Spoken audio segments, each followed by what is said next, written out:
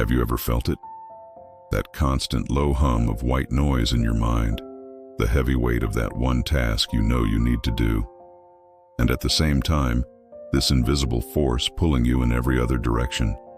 We slap a label on it: laziness, a lack of motivation. But what if I told you this is a complete misdiagnosis? What if it's not a character flaw at all, but a system failure?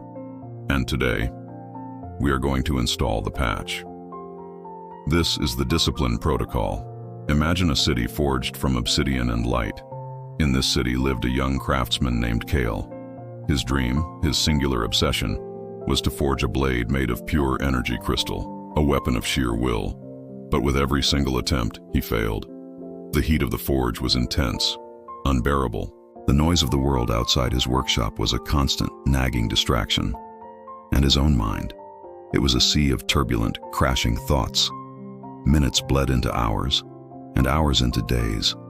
With each passing moment, he felt weaker, more frustrated, more defeated. The energy crystal, always unstable, always shattered in his hands just before it could take its final form. Utterly desolate, Kale sought out Master Elian, a legendary architect of minds. Elian didn't forge metal, he forged wills. "Master," Kale said, his voice strained, cracking with defeat. "I don't have the willpower. I wasn't born with that kind of fire." Elian looked at the young man, not with pity, but with the sharp precision of an engineer diagnosing a problem. "You look at discipline like it's some kind of magical fire that some people possess and others simply do not," the master said, his voice calm and steady.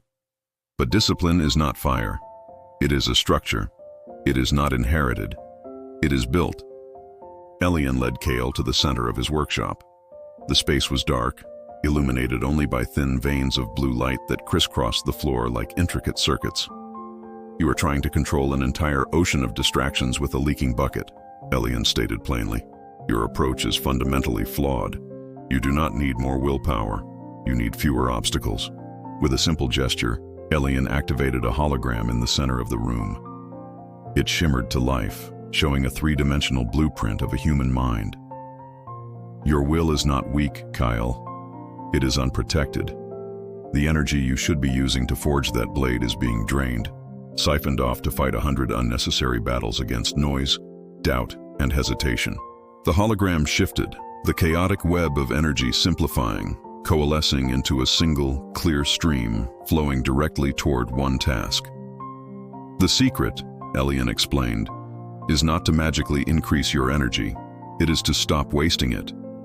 It is to create a direct channel with no leaks between your intention and your action." Kale watched, completely mesmerized, as the hologram demonstrated the process. The environment was altered. Distractions were sealed off, one by one. And the monumental task was reduced to its simplest, most initial form. "Discipline is not the battle," the master concluded, his words echoing in the quiet workshop. "It is the architecture that makes the battle unnecessary." And that right there is the core of our protocol today. To build an unbreakable will, you don't fight head-on. You don't try to outmuscle your distractions. You engineer the system around you. This is the Discipline Protocol 3.0, broken down into 3 simple, actionable directives. First, define the core directive. Stop telling yourself, "Be more disciplined." That's vague, useless. Instead, choose one crucial, specific task. Not work out more, but do 10 push-ups. Not write my book, but write for 15 minutes. Clarity is power. This single, clear objective becomes your North Star. Everything else is secondary. The more specific you are, the less room there is for your mind to negotiate or procrastinate. Your brain loves clear instructions. Give it one. Second, engineer the execution environment. Your willpower is a finite resource, like a phone battery. Do not waste it fighting against resistance that you can simply remove. If your core directive is to write for 15 minutes, turn off your phone, disconnect the Wi-Fi, close all other tabs. Make the environment so boring that writing is the most interesting thing to do. If you want to meditate for 5 minutes in the morning, lay out the cushion the night before. Remove every single point of friction between you and the task. The goal is to make the right action the easiest action. Third, execute the first bit of action. This is the key that unlocks everything. Don't think about forging the entire blade. That's overwhelming. Think only about heating the metal. Don't think about writing a whole book. Just open the document and write the first sentence. Focus on the most ridiculously small, almost laughable first step.